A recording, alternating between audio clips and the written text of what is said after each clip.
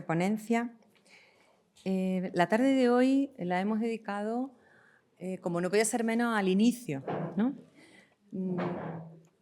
¿Cómo cuantificamos los recursos disponibles? Pues en primer lugar necesitamos saber cuánta precipitación tenemos según las estadísticas y cuánta precipitación esperamos tener para poder hacer planes de gestión hacia el futuro. Los tres ponentes que forman la sesión de esta tarde son el profesor Manuel del Jesús Peñil, de la Universidad de Cantabria. Bienvenido, Manu. La profesora Amparo López Jiménez, de la Universidad Politécnica de Valencia. Muy bien, y justo a tiempo. El profesor Antonio Enví Dirujo, de la Universidad de Zaragoza. Los tres se dedican a aspectos del agua, pero desde diferentes miradas. Vamos a comenzar con la ponencia sobre la precipitación que nos va a dar el profesor del Jesús, porque ahí empieza todo, como he comentado. Después la profesora López nos va a hablar del abastecimiento de agua sostenible. Vamos a centrarnos en la que es la prioridad de uso de la legislación española, que son el consumo humano. Y vamos a cerrar esta primera sesión con sequía y derecho. Cuando no tenemos precipitación suficiente y no hemos sido tampoco capaces de almacenar en reserva suficientemente agua para garantizar ciertas demandas hacia el futuro, bueno, pues tenemos un marco normativo que nos permite tomar ciertas medidas, nos permite aplicar tarifas, nos permite hacer restricciones y todo ello siempre desde el lado de la garantía de la seguridad jurídica. Gracias a los tres ponentes de la tarde, los tres son personas relevantes y bastante ocupadas que han aceptado este hueco en su agenda con generosidad. Y si os parece, pues voy a pasar a presentar al profesor del Jesús, que es la primera ponencia. ¿Dónde está mi lluvia? La precipitación más allá de la media anual. La media anual es ese dato con el que los medios de comunicación nos abordan cada vez que tenemos poca precipitación y la comparamos con un referente. El profesor del Jesús es profesor titular en la Universidad de Cantabria y trabaja en el grupo de investigación de clima marino y cambio climático del Instituto de Hidráulica de Cantabria. El Instituto de Hidráulica de Cantabria es un instituto científico-tecnológico de referencia en temas de hidráulica ambiental, con una presencia clave en el IPCC, el Panel Intergubernamental de Cambio Climático, por su referencia. Y Manuel pues, se ha formado en ese grupo de clima, dirige un grupo de clima. Él estudió en la propia Universidad de Cantabria, ingeniero de caminos, canales y puertos. Consiguió bastantes intercambios internacionales. Estuvo en la Escuela Nacional de Pont de Chaux en París. Ha obtenido el premio al mejor estudiante extranjero en esa escuela, doctor desde 2011. Ha trabajado en la Universidad de Princeton con el profesor Ignacio Rodríguez Iturbe, un referente en la hidrología internacional, tristemente fallecido hace poco, que fue el ganador del Premio de Agua de Estocolmo en 2002, una persona excelente además por su calidad humana. En su etapa postdoctoral, el profesor del Jesús se pasó al campo de la hidrología, por fortuna para nosotros, más específicamente en la ecodrología y la hidrometeorología, y ese es el perfil por el cual contamos hoy con él aquí. Desde hace relativamente poco, con el grupo de hidroclimatología del Instituto de Hidráulica Ambiental de la Universidad de Cantabria, han recibido el premio al talento joven Manuel Ramón Llamas del Observatorio de Agua de la Fundación Botín en el marco de la entrega de los premios de la gestión sostenible del agua. Manuel, gracias por estar aquí hoy y te toca a ti.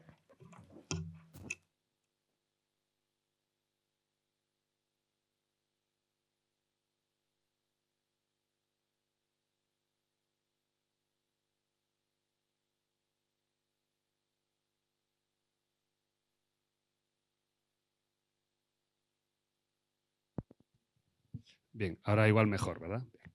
Perfecto. Así ya, una vez que uno la lía al principio, ya va tranquilo porque ya está liada. Bien. Entonces, de nuevo, muchas gracias a todos por venir y muchísimas gracias tanto a María José como a Manolo por la invitación. Como veis, me habían pedido que hablase sobre precipitación, sobre lo complejo que es caracterizar un fenómeno que tiene esa componente aleatoria, como es la precipitación, como ocurre con muchos otros fenómenos naturales. Y el título de la charla, ¿dónde está mi lluvia? La precipitación más allá de la media anual, pues ya veis que marca como dos partes. Primero vamos a ver de dónde está la lluvia y vamos a hacer un repaso. Veo que hay un montón de caras jóvenes, con lo cual, bueno, pues creo que puede ser interesante ver exactamente por qué nos interesa la precipitación y qué efectos tiene, y ya luego entraremos un poquitín más en detalle en cuáles son las características que captura y que no captura la media anual. Intentaré ser pues lo más didáctico que pueda. Vamos a ver si conseguimos que esto funcione, que igual está también sin encender, y si no pasamos automáticamente al modo manual, que es el del dedo. Venga, pues vamos a ello. Vale. ¿Dónde está mi lluvia? Pues está ahí. ¿De acuerdo? Claro, viendo cuál es la media de edad en la sala, estaréis pensando, eso es una foto hecha con un móvil roto. ¿Vale? Bueno, esto es una foto tomada por la sonda Voyager 1 en 1990 a petición de un grandísimo divulgador que se llamaba Carl Sagan. ¿De acuerdo? Y en esa foto, que bueno, pues veis un montón de oscuro, si os fijáis hay como 3 rayas y en la de más a la derecha, justo en lo rojo, hay como a mitad, hay como un puntito azul. ¿De acuerdo? El título de la foto es un punto azul pálido, a pale blue dot, que decía Carl Sagan, y ese punto azul pálido es la Tierra. ¿De acuerdo? Como decía él, that's here, that's home, that's us. ¿No? Eso es aquí, ahí estamos todos, toda la alegría y el sufrimiento humano, y entre otras cosas ahí es donde está toda la lluvia. Todo el agua está ahí. Si está ahí todo el agua, está todo el exceso y el defecto, y están todas las soluciones al agua, en ese puntito. ¿De acuerdo? La intención de Sagan con esta foto era poner en perspectiva dónde estamos, ¿no? Dentro de lo que es la escala cósmica. Y creo que, bueno, era un fiera el hombre, y por eso nos acordamos muchos de él, y esta foto lo pone bastante de relevancia. Bueno, entonces, ¿por qué la precipitación es tan importante? Bueno, la precipitación no es más que una parte del ciclo hidrológico. Lo que ocurre que normalmente el ciclo hidrológico, los hidrólogos, la parte que nos interesa es la que tiene que ver con las dinámicas continentales, los procesos terrestres. Y por tanto, la precipitación es el inicio de ese proceso, de ese ciclo. ¿De acuerdo? Por eso es tan relevante caracterizar la precipitación. Si no hubiese precipitación en la Tierra, no habría ciclo hidrológico y, por tanto, pues no estaríamos aquí discutiendo sobre los problemas del agua, porque bueno, pues viviríamos en Marte o algo similar y tendríamos otros problemas pues, distintos. ¿De acuerdo? Entonces, la precipitación, normalmente siempre hablamos de la lluvia, tendemos a hablar mucho de la lluvia, ¿de acuerdo? Y es una de las formas más relevantes en que ocurre la precipitación, pero no podemos perder de vista que la precipitación, además de en forma líquida, puede ocurrir en forma sólida, ¿de acuerdo? Podemos tener nieve. La nieve además es bastante compleja porque no solamente es agua que cae en un momento dado, como ocurre con la precipitación, que se empieza a mover, y entonces los hidrólogos estamos contentos porque sabemos dónde ha caído el agua y cómo se empieza a mover, cuánto tiempo va a tardar. La gente que trabaja en nieve, la profesora Polo y su grupo de investigación, bueno, pues la nieve cae, se queda allí un tiempo, entonces ya tienes que empezar a saber qué le pasa a la nieve, cambia las propiedades locales y demás, ¿de acuerdo? Y hace que sea más complicado de tratar que la lluvia, ¿de acuerdo? Pero esto es la base, digamos, que alimenta el resto del ciclo hidrológico. Es decir, todo el agua que vamos a aprovechar sale bien sea de la precipitación de forma líquida o de la precipitación en forma sólida. Vale, este es como el que tengo en casa. Si funciona, vamos a ver. Está en ello, sí. Gracias, ciérrate, por favor. Vamos a hacer una prueba un segundito. Esto de salir y volver a entrar.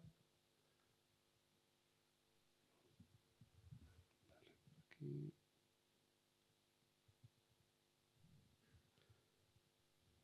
Vale, perfecto, mucho mejor. Muchísimas gracias, Cristina. Entonces, estábamos hablando de la precipitación, bien en forma líquida, bien en forma sólida, Y esa precipitación la queremos caracterizar porque luego esa precipitación va a estar en forma de escorrentía. ¿De acuerdo? Va a estarse moviendo por la superficie, concentrándose, buscando la forma de formar cárcavas y demás para luego irse concentrando, formar cauces hasta dar lugar a los ríos. Los ríos, que es la forma más sencilla que tenemos de aprovechar ese agua para los distintos usos. Va a estar en los ríos, va a estar en los cauces, la vamos a tener en lagos y embalses. Entonces, todos esos elementos constituidos de agua vienen alimentados a partir de la precipitación. Por eso es importante saberla caracterizar, tener claro cuáles son las propiedades que necesitamos caracterizar de ella.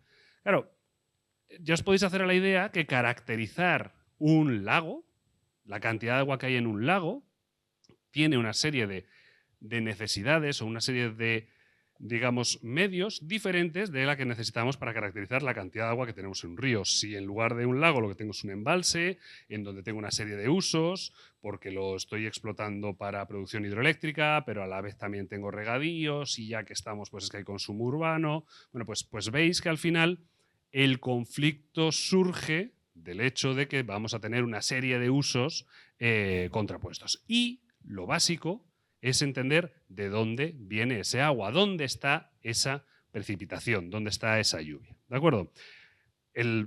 Por ser, digamos, un poquitín exhaustivo y terminar con el resto de flujos dentro del ciclo, bueno, pues también muy importante la evapotranspiración. Desde pequeños nos dicen que con el ciclo del agua llueve y los ríos son las vías por las cuales el agua llega al mar, que luego es cuando vuelve a la atmósfera. Bueno, pues eso es solamente una parte. El agua también vuelve a la atmósfera a través de las plantas. El agua vuelve a la atmósfera desde otros lugares que no son el mar. Es decir, el ciclo hidrológico se cierra en varios lugares y por eso es importante tener bien caracterizadas las condiciones locales, especialmente las de precipitación. Muchas de estas fotos son todas de dominio público, algunas de ellas simplemente sirven para ilustrar los conceptos, pero bueno, además me suele gustar compartirlas porque son fotos que de una manera u otra a mí me han llamado la atención, ¿de acuerdo? Dentro de esa parte de la evapotranspiración, bueno, pues podríamos tener los cultivos, ¿de acuerdo? Es decir, parte del motivo por el cual tenemos que saber dónde está nuestra precipitación es porque va a afectar a la capacidad que vamos a tener de producir cultivos. ¿Dónde más vamos a encontrar esa precipitación? Bueno, pues cuando la hemos dejado que se siga moviendo en forma de agua subterránea, ¿vale? Esta foto es complicada porque encontrar foto de agua subterránea es como está dentro de las rocas, no se puede, entonces, bueno, pues tenemos una caverna, ¿vale? Y para que nos hagamos una idea, es muy importante caracterizar dónde está nuestro agua, dónde está esa precipitación, porque concretamente en España el 80% de ese agua se utiliza en regadíos. Es decir, forma parte, es un recurso económico del que come muchísima gente, muchas familias que dependen de ello, ¿de acuerdo? Entonces, para poner en perspectiva el hecho de que el problema de dónde está esa precipitación, a dónde se va a mover si se mueve y cómo la caracterizamos, es esencial. No solamente para mí, que como científico o geocientífico, si queremos, me interesa el problema per se, sino para un montón de otra serie de problemas que básicamente se construyen a partir de esta caracterización. ¿De acuerdo? Y dos puntos importantes, y además uno de ellos pues, muy relevante por lo que estaba comentando antes tanto el rector como el teniente de alcalde. Primero, nos interesa saber dónde está ese agua, dónde está la lluvia, principalmente porque hay veces que le da por concentrarse, caer toda de golpe y generar inundaciones, y por lo tanto tenemos que saber cómo se suele distribuir, cómo se suele agrupar esa precipitación a lo largo del tiempo para intentar predecir este tipo de fenómenos, no tanto para evitarlos o evitar sus consecuencias en el sentido de hay que salir corriendo porque en 2 horas esto se inunda, sino a la hora de planificar, es decir, diseñar escenarios, diseñar ciudades, diseñar organizaciones territoriales que nos permitan evitar lo peor de este tipo de situaciones. Y la que comentaban anteriormente, bueno, pues desde luego la sequía, ¿de acuerdo? La sequía es una característica propia del sistema, como veremos en un momentito, pero que debido a todos los usos humanos del agua, hay veces en que la exacerbamos. Y entonces acabamos en una situación que de cara al ecosistema podría ser más manejable, pero la rigidez que tienen muchas veces los sistemas humanos hace que un problema natural se convierta, pues a veces, en algo catastrófico. ¿De acuerdo? De esta primera parte, del dónde está la precipitación, la idea clave con la que hace falta quedarse, desde mi punto de vista, es que todo esto lo podemos cuantificar. O sea, una de las grandes ventajas que tienen los sistemas naturales es que, mal que bien, tenemos herramientas, tenemos modelos, somos capaces de poner números en cada uno de esos flujos. Sabemos dónde está el agua, de dónde viene, a dónde va. Y eso es la base, hacer eso bien, es la base para luego poder resolver cualquier problema que venga a posteriori. ¿De acuerdo? Entonces, cualquier discusión que tenga que ver con el agua, que no tenga detrás un estudio serio y robusto con toda esta cuantificación bien hecha, no va a llegar a ningún lugar. ¿De acuerdo? Es esencial saber dónde está ese agua y de dónde viene. Y ahí viene la segunda parte de la charla, la precipitación más allá de la media anual. ¿De acuerdo? Antes de entrar en detalles concretos de la precipitación, ¿alguien sabe qué es esta figura? Bueno, esto se llama el cuarteto de Anscombe, ¿de acuerdo? Cuando uno ve estas cuatro figuras, como tienen los puntitos de los mismos colores, los ejes más o menos parecidos, uno puede pensar que están relacionadas. Pero cuando las mira con un poco más de detalle, dices, bueno, pues tengo aquí unos puntos, en la primera de arriba a la izquierda, más o menos desordenados, que podrían seguir una línea recta, pero bueno, habría que ver. Esto parece una parábola. Esta de aquí abajo sería una línea recta perfecta si alguien no hubiese movido este punto. Esto de aquí parece un chiste, ¿de acuerdo? ¿Por qué traigo esto a cuento cuando estábamos hablando de precipitación? ¿No? Bueno, pues resulta que estos 4 conjuntos de datos tienen un montón de propiedades comunes. Por ejemplo, si uno calcula cuál es el valor medio de las X, en los 4 tenemos un valor de 9. Y si calculamos cuál es el valor medio de las Y's, en los 4 tenemos 7.5. ¿De acuerdo? Es decir, que si yo os digo, no, es que la media de mis datos es 9, no os estoy diciendo nada. Podría ser cualquiera de las 4 gráficas. O sea, ¿cuál de las 4 tiene una media de 9? Las 4. ¿De acuerdo? Entonces, ¿qué quiero ilustrar con esto? Que la media de la precipitación, en principio, sin más, es un dato que no os está informando lo suficiente. ¿De acuerdo? Os va a faltar conocer, ¿vale? Pero esa media, ¿qué pasa alrededor de esa media? Esa media es un número que puede tener sentido en una comparativa, que puede tener sentido en una cuantificación concreta cuando venimos de un modelo previo, cuando tenemos una idea en la cabeza de qué es lo que queremos calcular, lo que necesitamos hacer. De hecho, el cuarteto de Anscombe tiene todavía muchísima más miga, porque es que resulta que las líneas de regresión a estos 4 conjuntos de datos son idénticas. Vale, ya tenía la misma X media, la misma Y media, bueno, pues las pendientes también salen iguales. Es decir, que hay que tener cuidado porque incluso intentando hacer las cosas bien en estadística, uno se puede confundir. Y es básico analizar, ver a dónde queremos llegar y con qué datos de partida llegamos. Bueno, entonces cuando hablamos de dónde está mi lluvia, podemos hacernos otra pregunta muy relacionada, que también podría ser dónde, pero que es cuándo. ¿Cuándo está mi lluvia? ¿De acuerdo?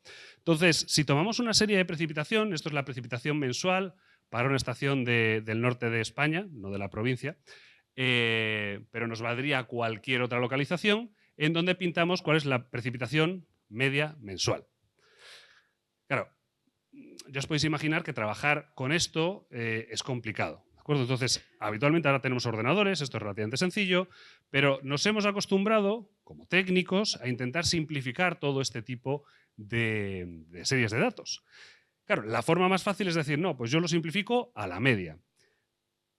Sustituir la serie original ahí en azul por la línea verde, que es la media anual, es una simplificación, pues parece, ¿no? Dices, de tener un montón de puntitos que van para arriba y para abajo, le meto aquí un valor, que además, curiosamente, sale 100, no estaba preparado, y ya está. Pero pensad en qué quiere decir la media de esa precipitación cuando lo miramos dentro del contexto de lo que de verdad queremos capturar, ¿no? de esa precipitación media mensual.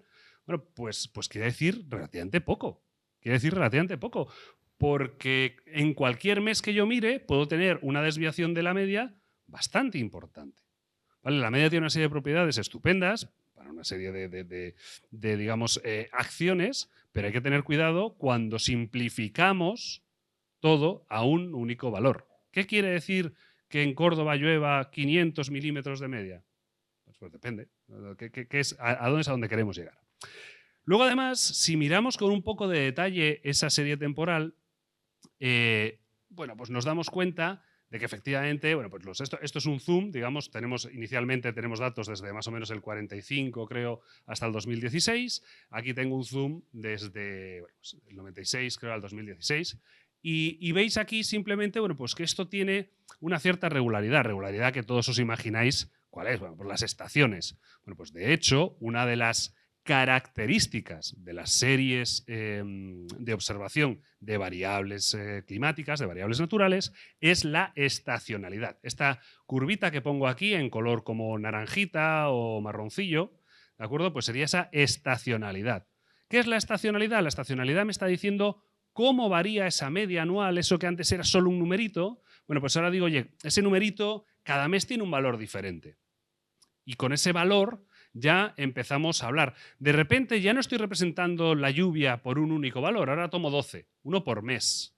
Y eso ya me está dando más información de la que tenía antes. ¿De acuerdo? Estamos intentando ir un poquito más allá de lo que sería la mera representación de la media. ¿De acuerdo?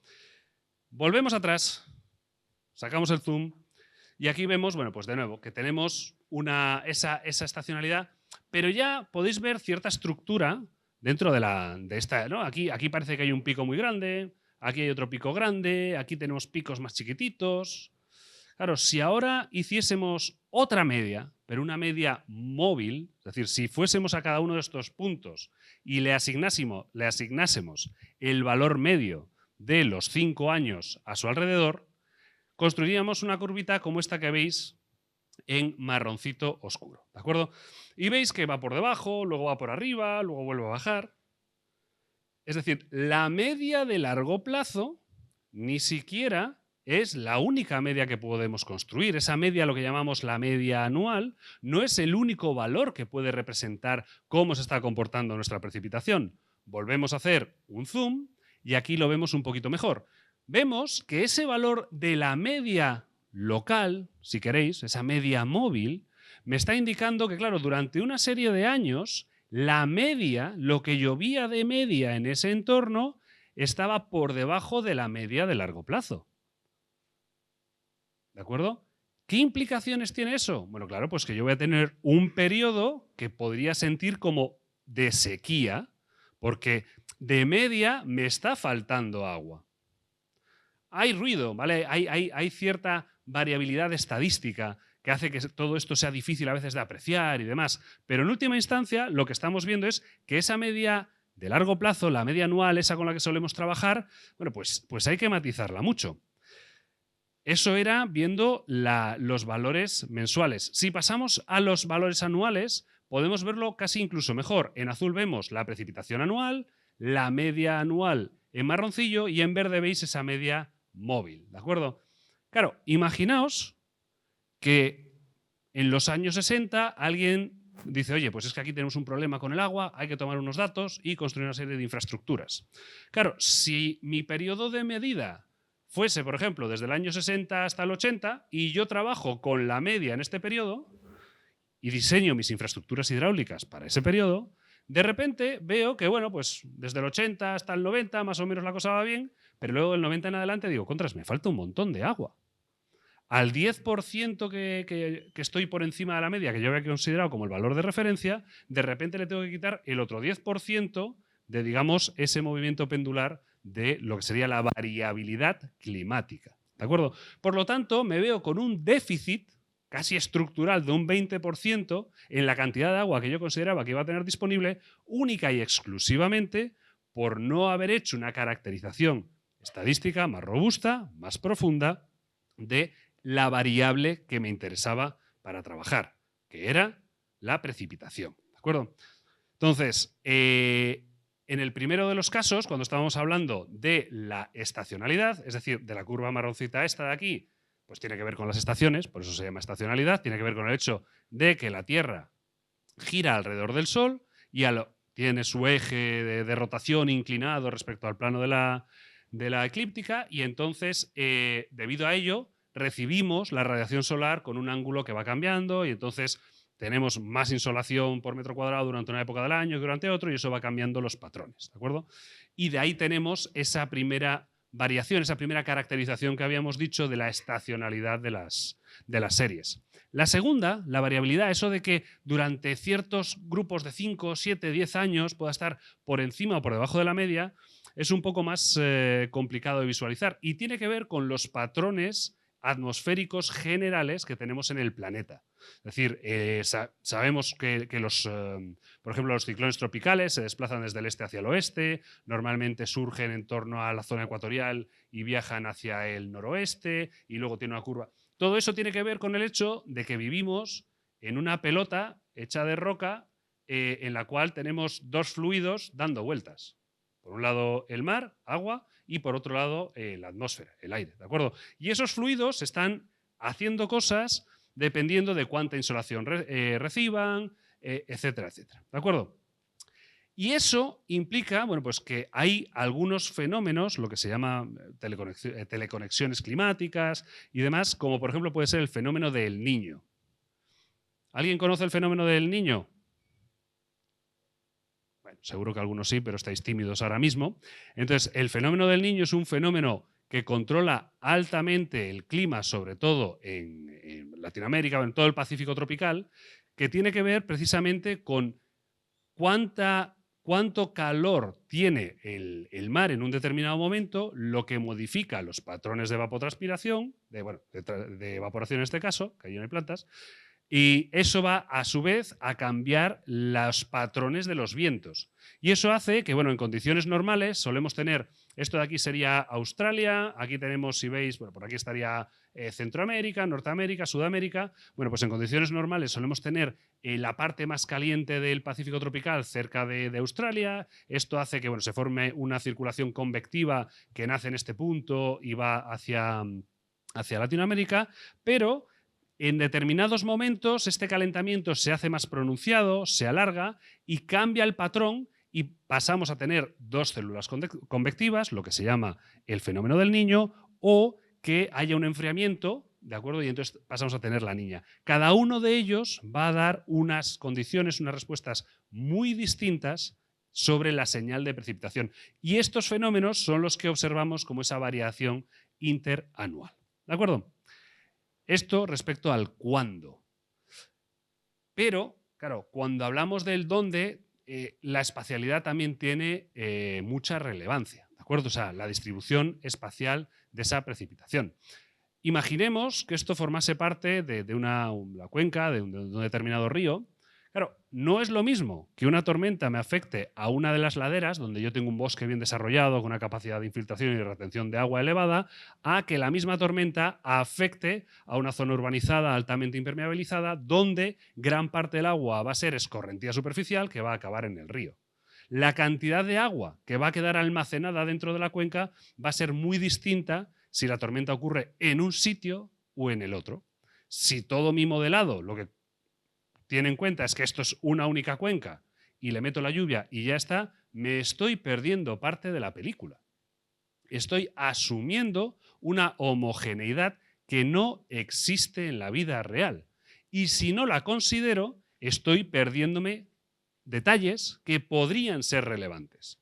Y pueden ser relevantes principalmente porque gran parte de los procesos que resolvemos son altamente no lineales. Entonces, esas pequeñas modificaciones, esas pequeñas variaciones pueden inducir cambios importantes sobre la respuesta final. Es decir, el caudal final que yo voy a observar frente a una precipitación de 25 milímetros a la hora es muy distinta si cae en un lado que si cae en el otro. O es muy distinta dependiendo de cómo se reparta entre una parte de la cuenca y la otra. ¿De acuerdo? Y esta heterogeneidad se ve en cualquier cuenca. Aquí traigo una cuenca de ejemplo, concretamente de Ecuador, que estábamos hablando antes con Manolo de Ecuador y demás. Bueno, esta es una cuenca de Ecuador en donde las propiedades de la cuenca están distribuidas. Aquí tendríamos los usos del suelo y cobertura vegetal, aquí tendríamos los tipos de suelo y luego tenemos la distribución de la precipitación, por un lado, y de la temperatura. Claro, si yo esta cuenca, en lugar de hacer esta caracterización espacial, de buscar dónde llueve más, dónde llueve menos y de qué manera, lo simplifico en un único número, claro, me estoy perdiendo esto que parece un pajarito tropical, ¿no? Aquí con su pico, el ojo, tal, toda la película, lo convierto en un plop, simplemente en un chof que ha caído ahí como en una mancha homogénea y pierdo mucho detalle, ¿de acuerdo? De nuevo, aquí estoy pintando solo las medias, pero como podéis imaginar por toda la chapa que os he dado hasta ahora, aquí hemos hecho mucho más que la media, necesitamos caracterizar más cosas, ¿de acuerdo? Solo que la media tiene la grandísima propiedad de que es un número y que entonces para pintarlo es muy fácil, ¿de acuerdo? Pero no perdáis de vista que una cosa es cómo transmito un mensaje, ¿de acuerdo? Cómo pinto la historia para que se entienda, y otra cosa muy diferente es cómo entiendo la historia, cómo la construyo, ¿de acuerdo? Cuando leéis un libro, cuando leéis una novela, todo parece lineal y parece que unas cosas van cayendo tras las otras. Detrás de eso hay muchísimo andamiaje, ¿de acuerdo? Bueno, pues cuando hacéis una caracterización hidrológica, una caracterización climática, todo ese andamiaje debería estar ahí detrás también. Luego, mejor que no se vea, ¿de acuerdo? Todo aquello, los efectos especiales en las películas quedan mucho mejor cuando uno no los ve, ¿no? Cuando no ve al fulano ahí detrás moviendo el maniquí. Bueno, pues esto es exactamente lo mismo. Y esta heterogeneidad va a resultar en una respuesta diferencial. La producción de escorrentía en cada una de las zonas de la cuenca va a variar no solo por la variación de las propiedades de la cuenca, sino también por la variación espacial de la precipitación. ¿De acuerdo? Y eso hay que tenerlo en cuenta. Eso es importante y eso puede tener implicaciones a la hora de diseñar nuestros sistemas de gestión, etcétera, etcétera. ¿De acuerdo? Y para lo último, he dejado de hablar un poco del cambio climático, porque claro, si hablamos de dónde está mi agua, ¿no? Va a haber una pérdida del 20% de la precipitación media anual. ¿Y eso es bueno o es malo?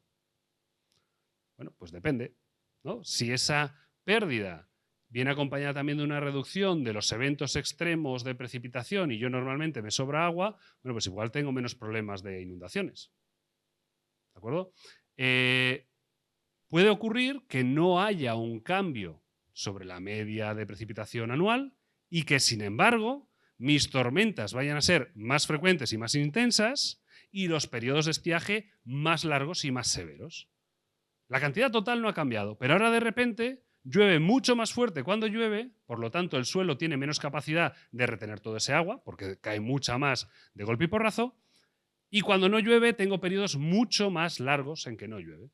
Claro, y si solamente miro a la media anual, me pierdo parte de esa imagen. El problema además del cambio climático es que todo el mundo habla como del cambio climático. Bueno, de hecho, supongo así porque ya sabéis, cambio climático es como lo llamamos ahora el calentamiento global y demás.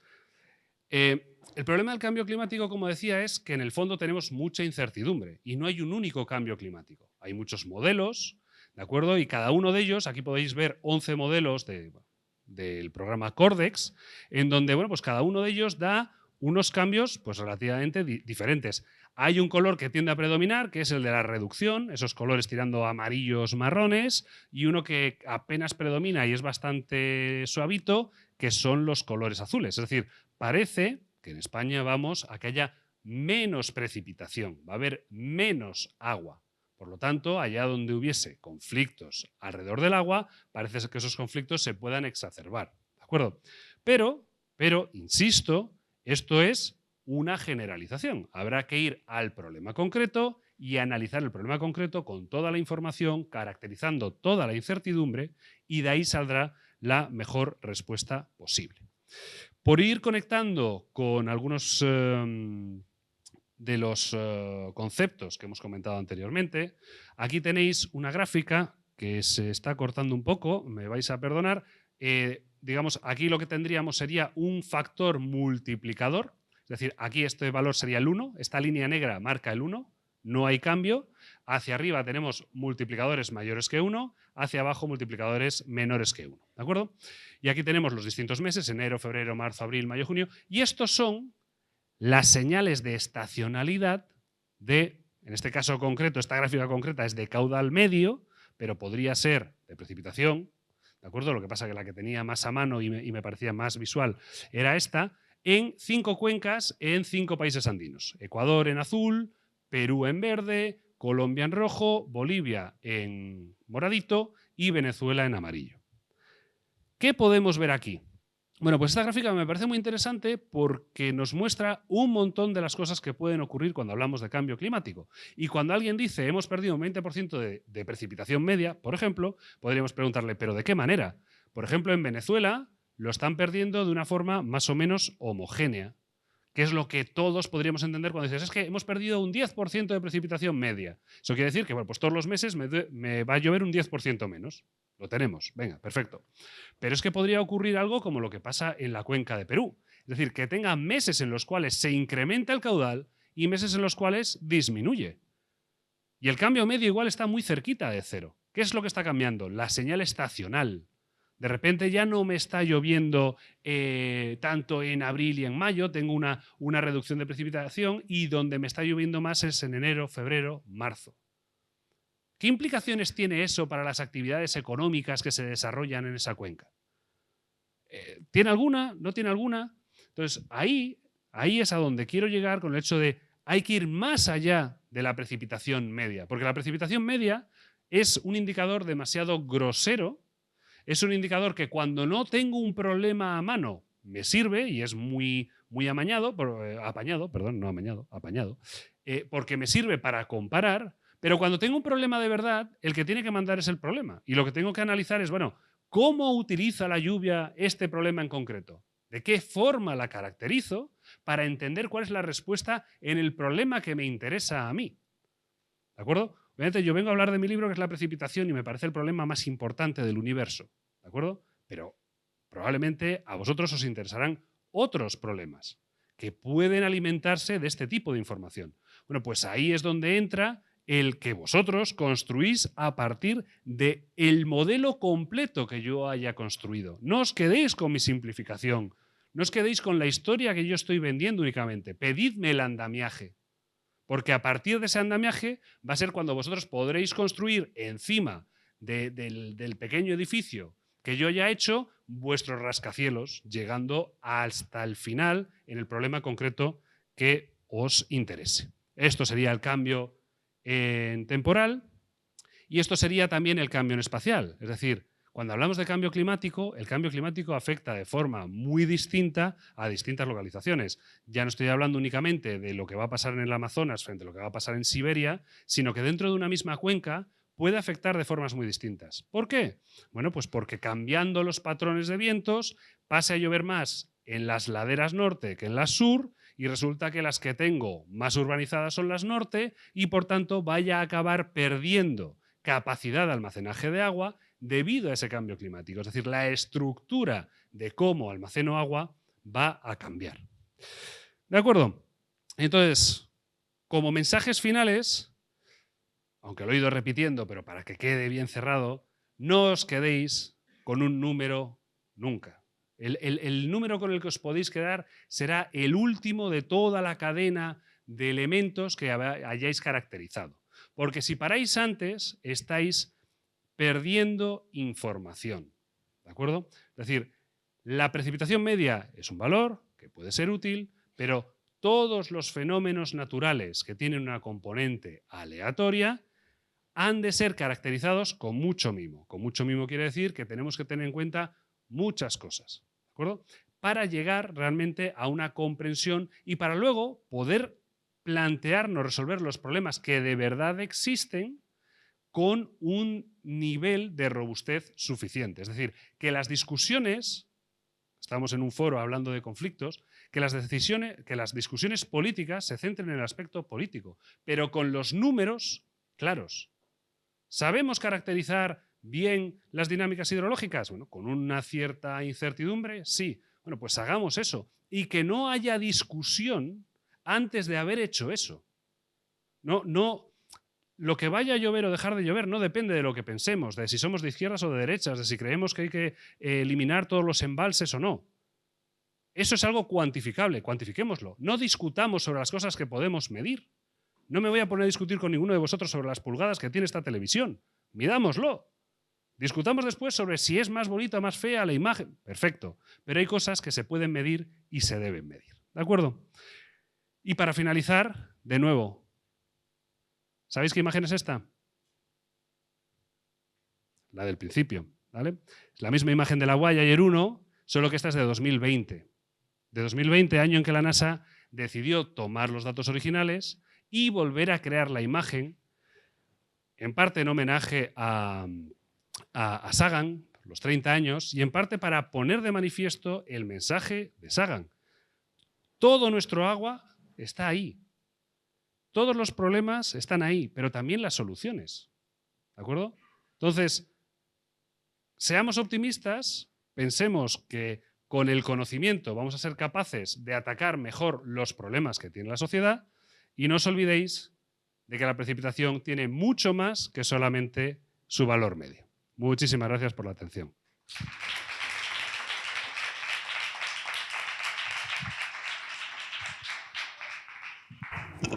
Muchas gracias, Manu. A ver, empezamos con preguntas. ¿Alguna cuestión que queráis aprovechar? ¿El público? ¿Alguna duda? ¿Alguna curiosidad?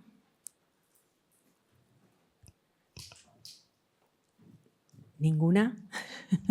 Bueno, voy a hacer yo una pregunta y vosotros vais calentando motores. Nos has presentado ahí un ejemplo, ¿no?, de cómo los modelos climáticos, que son los con los que al final hacemos análisis de escenarios futuros, en este caso precipitación, pero también pronósticos. Grosso modo, ya sabemos que hay muchas diferencias, pero los modelos climáticos en sus diferentes variantes, ¿qué nos cuentan de la precipitación en el futuro y no en el planeta? Sino, por ejemplo, en España. ¿Cabe esperar que llueva más de manera generalizada a nivel anual? La respuesta corta es no. La respuesta corta no. Pero como me imagino que... Voy a intentar extenderme un poco. O sea, parte de... Voy primero a responderte y luego matizo. Los modelos dicen que va a llover menos. Es cierto que los modelos no tienen una capacidad especialmente buena de darnos la lluvia, la precipitación. Es decir, los modelos climáticos funcionan muy bien para variables como la presión atmosférica, la temperatura, las dan muy bien, los vientos. La precipitación le cuesta, es un proceso complejo, incluso complicado, me atrevería a decir, y entonces le cuesta. Para España, las proyecciones, pronósticos de cambio climático que digo yo, pero bueno, proyecciones para todo el mundo, son poco halagüeñas e indican reducciones relativamente importantes. ¿De acuerdo? Si tenemos en cuenta, por ejemplo, la diapositiva donde ponía que el 80% del agua se utiliza para regadíos, si vamos a tener menos agua y mantenemos el nivel que tenemos, pues ese porcentaje debería subir o va a requerir una cierta... que repensemos un poquitín cómo nos organizamos como país. Dicho esto, claro, una de las cosas que más me cuesta muchas veces transmitir y convencer a la gente es que a todo el mundo le preocupa el cambio climático, ¿no? Pero ¿cuándo es el cambio climático? ¿2030? ¿Quién cree que es en 2030? No habléis, pero por lo menos, venga, que no, si no os vais a dormir. ¿Quién cree que el cambio climático es 2030? ¿2050? ¿2100? ¿No sabe, no contesta? Venga, bueno, por lo menos el resto no... Venga.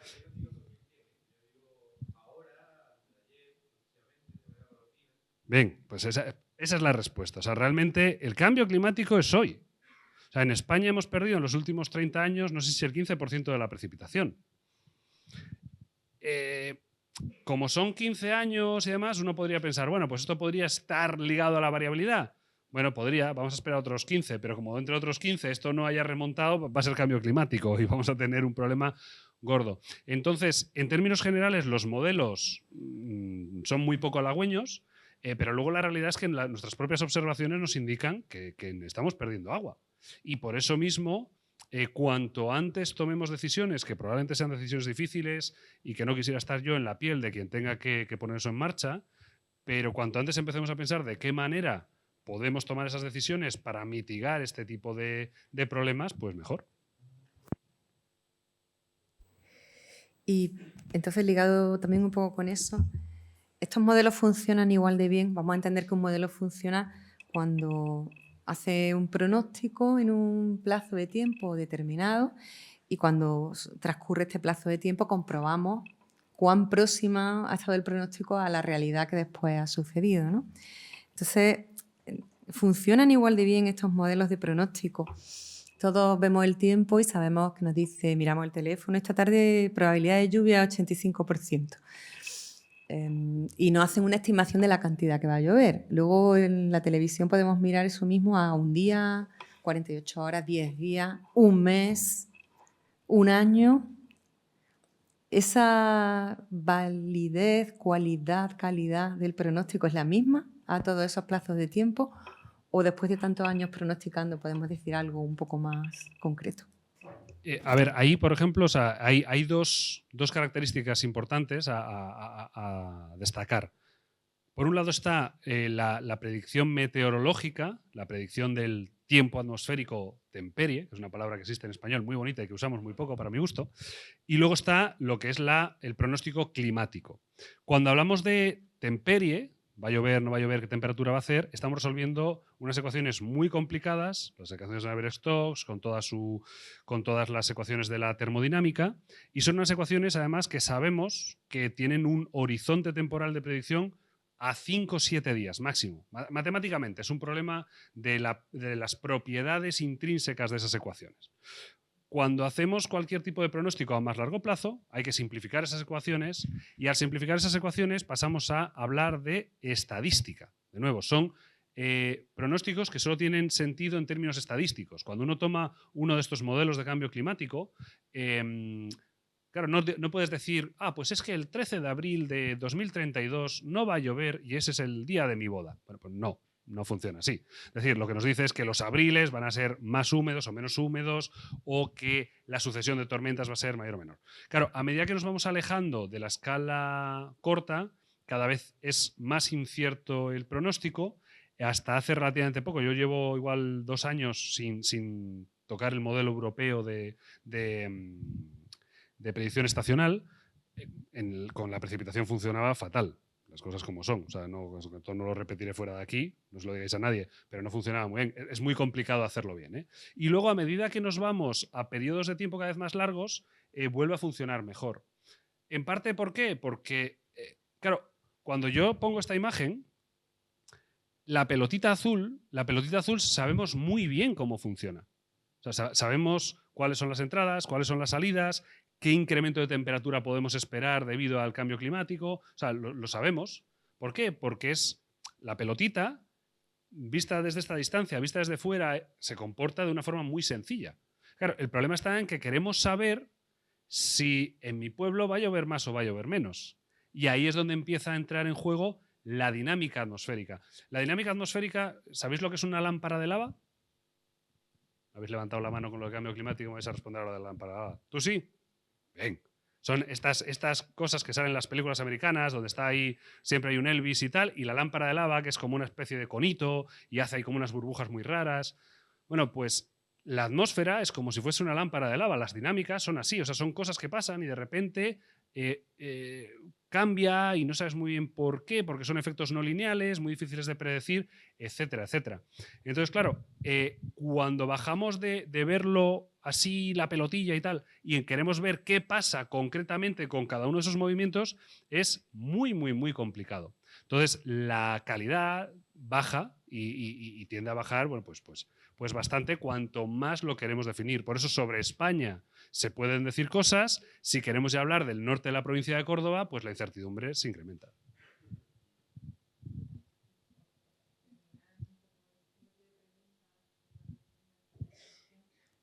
Tú has comentado antes que estos modelos climáticos tienen bastante capacidad de predecir variables como la temperatura, la presión o incluso los vientos. Bueno, sin embargo, con la precipitación no andamos nunca tan fino. Claro, esto a veces cuesta trabajo hacerlo entender cuando uno interacciona con gestores, no con los que están gestionando directamente el agua, que lo sufren, sino con los gestores que toman decisiones en otros ámbitos que vienen de la primera parte, que es el agua, ¿no? Pero en el fondo es porque la temperatura y la presión están siempre ahí, son variables continuas, mientras que la precipitación no sucede de manera continua en el tiempo. Luego tiene como una doble complejidad. En Santander hay temporadas que sí. En Santander pero sí. Eso es otra historia. Pero en Córdoba no. En Córdoba, yo recuerdo a mis primeros estudiantes de Erasmus que se sorprendían que hubiese un mes entero sin llover, hace esto muchos años. Y los de Córdoba estábamos más que acostumbrados porque aquí en verano normalmente no llueve. Entonces, esa doble complejidad de tener que cuantificar, por un lado, cuándo va a llover y por otro lado, cuando llueve, cuánto vamos a recibir. ¿Tiene la misma importancia a la hora de ser preciso estimando nuestra cantidad de precipitación? Es decir, si hubiese que hacer un esfuerzo científico solo en uno de los dos temas, no tenemos recursos de investigación suficientes y hay que ir a afinar el cuándo o el cuánto en cada momento. ¿Cuándo? Sin lugar a dudas. Es decir, la frecuencia es lo que peor capturan los modelos climáticos. Es decir, en los modelos climáticos hay un problema que es el drizzle, ¿no? Lo que sería el calabobos que llamamos en el norte. Parece que llueve, pero te llueve 0,2, 0,1, y es el modelo resolviendo como puede las dinámicas. Claro, el cambio en las frecuencias puede ser casi más importante y es más difícil de capturar, y si hubiese que poner los huevos en la cesta del cuándo, del cuánto, yo veo más importante la cesta del cuándo. Principalmente porque el cuándo, además, condiciona los fenómenos lentos, como la sequía, que son mucho más difíciles de capturar, que son mucho más problemáticos y que tener bien caracterizado. Porque, claro, una inundación es una faena, pero es una faena que dura un mes. ¿De acuerdo? Puede ser una tragedia terrible y demás. Bien. Pero claro, una sequía es que puede durar años. Y eso es muy complicado de tratar porque no tenemos forma. ¿Qué hacemos? ¿Vamos trayendo camiones con agua o barcos? ¿Y cuánto tiempo es viable hacer eso? Entonces, claro, para mí lo de las frecuencias, y sobre todo las frecuencias de poca precipitación, sería donde, puestos a responder la pregunta así, sería donde yo pondría o sea, la cesta de donde yo pondría los huevos. Vaya. Sobre todo porque si hablamos de sitios donde nieva, saber cuándo hay precipitación es importante para saber si es nieve o es lluvia, ¿no? Como nos contará la compañera de la Confederación del Ebro, que lidia mucho más con esto que nosotros aquí en Andalucía, que tenemos menos lugares con nieve. Bueno, y sobre todo que hay mucha actividad que depende precisamente del cuándo, ¿no? De todo el tema de agricultura, tal no sé qué, de cuándo se hace aperturas en las presas para... Entonces, si de repente cambias todo eso, si va a cambiar la estacionalidad, es que el cambio puede ser mucho más importante para los mismos ecosistemas que el hecho de la cantidad. O sea, un ecosistema todavía, pues igual lo puedes regular jugando con la cantidad, pero si te quedas sin agua en el periodo de desove de no sé qué, pues es que no tiene arreglo. Así. ¿Alguna pregunta por parte del público? Me habéis dejado sola aquí hablando con Manu. Manolo, un alumno aventajado.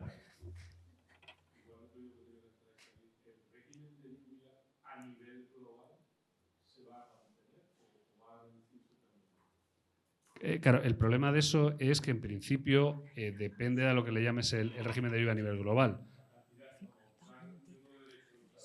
El agua va a ser la misma. Sí, pero claro, o sea, el problema que tiene es así, vamos a ver, podría incrementarse, porque al haber más temperatura, la capacidad que tiene la atmósfera de absorber vapor de agua es mayor, por tanto, potencialmente podría llover más. La historia está en que puede que llueva más sobre el océano.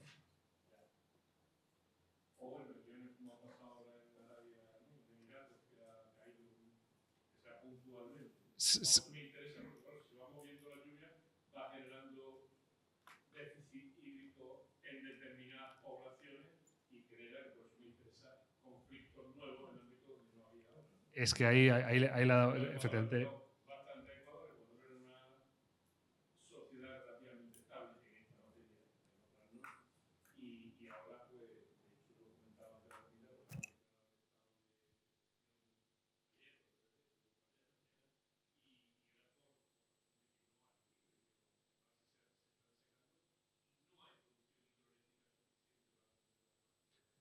Le has dado en el clavo en el momento que has dicho que la lluvia se mueve. Claro, la lluvia no desaparece. O sea, el agua está ahí. Efectivamente, es decir, cuando hablamos de cambio climático nos centramos en un punto, parece que de repente dices, pues llueve más, pues llueve menos. ¿Y esa lluvia dónde se ha ido? Esa lluvia lo que ha hecho es moverse únicamente. Es decir, puede que las tormentas antes pasasen por una determinada zona, como os decía, cambian los patrones atmosféricos globales y ahora de repente se desvían.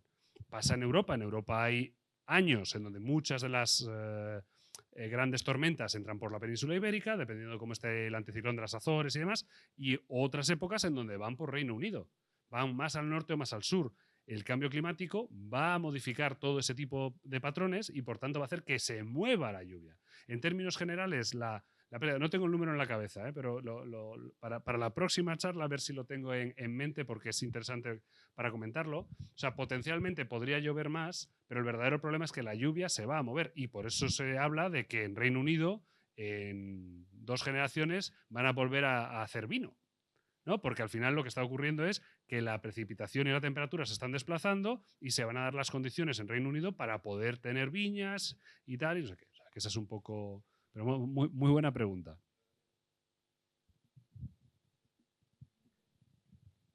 Pues muchísimas gracias de nuevo, Manuel. Cerramos esta primera ponencia. Le damos un aplauso a nuestro ponente.